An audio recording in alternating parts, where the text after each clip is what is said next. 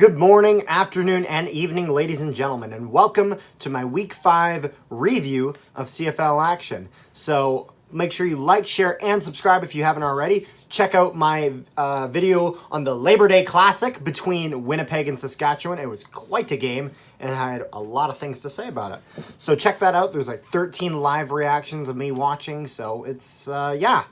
But anyways, we'll get into our first game of this weekend, and that was Montreal versus Ottawa. All right, so Montreal wins this game 51-29. Wow, what a... It's a lot of points to get, and you know what? This game was all offense from beginning to end. And it's funny because this game was a bit closer in that first half. You definitely could see that Montreal was the better team. But it still felt like Ottawa had a bit of a chance, but once the second half came around, they just started running up the scoreboard, especially going into the fourth quarter. Ottawa just kind of laid over and died. Vernon Adams, he looked good. Nichols did not have a great game. He played mediocre at best, but he had 2 interceptions that it wasn't necessarily like he had a ton of pressure from the defensive linemen. So it was just two throws that he should have had on point. And it's a combination of that and receivers being slightly off on their routes. And the defense for either team was not the greatest. So I'd be curious to see when Winnipeg plays Montreal, because we do play Montreal, how that game will go with Montreal having such a strong offensive performance, very similar of their first game of the season in week 2. So anyways, yeah, Montreal wins this game 51-29, and that will bring us into Winnipeg versus Saskatchewan. Oh my God, what a doozy. My goodness. So, Winnipeg wins Labor Day, normally doesn't, with a 23-8 score game. This is obviously Winnipeg's advantage by looking at the score of this game, because Winnipeg will win those low-scoring games because of how strong and how powerful that defense is. And the fact that Winnipeg was not only able to shut up the crowd in Saskatchewan, they did not get to see their team get a touchdown. Not one. The whole game, leaving them with 2 field goals and 2 touchbacks to get them their 8 points. And Fajardo did not have the greatest game. You know what I will say? The way that Fajardo interacts with the media is awesome. Just him saying, like, and because he's hard on, you can tell he's hard on himself. Very much that I'm hard on myself. And like goalies in hockey, goalies are extremely hard on themselves. I feel kind of bad for the guy in that sense, because by a standard QB sense, he played a decent game. He was just playing against a defense that is the best in the league. So, they say defense wins championships. They won one 2 years ago, and I hope that stays true this year. Hopefully, fingers crossed. Yeah, the defense for the Bombers was fantastic. Harris really was running it up the throat at the start of that game and was really giving Saskatchewan quite a trouble. They started to figure it out a bit, forcing Winnipeg to throw the ball more, which is obviously then playing into Saskatchewan's favor, just because Winnipeg has awesome running backs, whether it is Andrew Harris or Brady Oliveira playing. That is definitely one of their strengths. The receivers I thought were great today.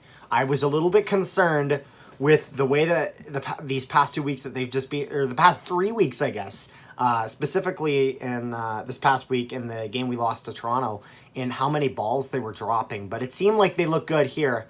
Wow, we were able to shut up the crowd and not let us up a single touchdown. There's absolutely nothing I can complain about. And we handed Saskatchewan their first loss. So that will take us to our next game of Labor Day weekend, Toronto versus Hamilton. So one thing I noticed very early on, just because I like to watch like the highlights again, just to kind of refresh myself on them. And gives me an idea of the game, obviously. Just because some of these games I'm able to watch the whole thing, but some of them I can't, so I really have to just rely on highlights and rely on talking to others about it. But I saw the play where Banks got absolutely killed on a touchdown pass. Now, he completely dropped it then. I'm not sure if he came back later that game, but he looked like he got hit hard. So that was an interesting thing of note. Hamilton looked good.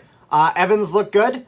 And Arbuckle looked okay. Definitely not as strong as his past few weeks. Especially in his performance against Winnipeg, where they beat us at home in Toronto for them.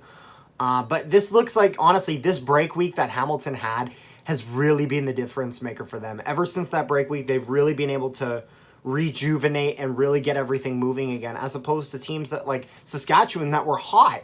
But then the break week really killed all the momentum that they had built up. So it's kind of a double-edged sword depending on how your team's doing. So that would be that. And Hamilton would win this game 32-19. Overall, I thought Hamilton played pretty well. However, Toronto had some awesome returns. I will say that. But anyways, that'll bring us into our next game. Edmonton versus Calgary.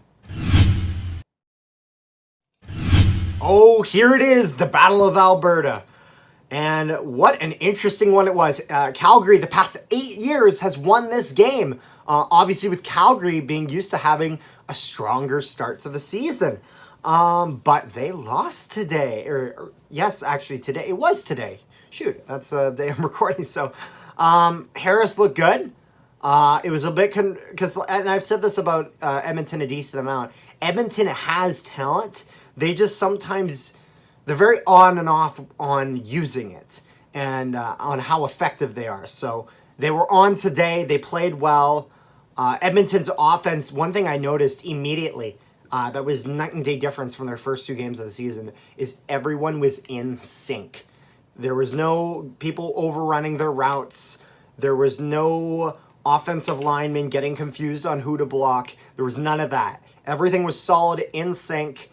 And I don't believe they took any time penalties or procedure the whole game. I could be wrong. If I am, please correct me in the comment section down below. Mayer was good, but he wasn't all-star. And that's kind of like, you have to remember, he was designed as a backup QB. So the question that is worth asking is, does Calgary try Bo Levi Mitchell again?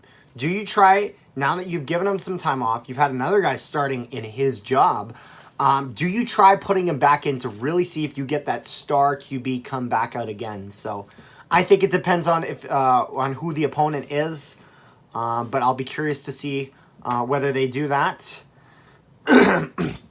One thing that I noticed for Edmonton that was interesting is how vicious their receivers were and how hungry they played. Like, you can tell every time they grabbed that ball that they wanted to grab it, make sure no one got it, and then run 100 yards forward. Like, it really looked like they tried to hammer out every single yard they could get, which is exactly what you need. Because sometimes when you have a play like a screen pass where you're only getting like 2 or 3 yards on the initial pass, you really got to pound forward after that. And I think Edmonton did a great job of that this game. So that's going to be my review of Week 5 CFL action. Stay tuned, I believe, tomorrow. I'm hoping to get my Week 6 preview up and running. And I cannot wait to see you then. Make sure you like, share, and subscribe if you haven't already. Comment down below what you thought about this game or about these games. And specifically the Winnipeg-Saskatchewan game, because that was fucking awesome to watch. Hip hooray. And stay tuned for next time. See you later.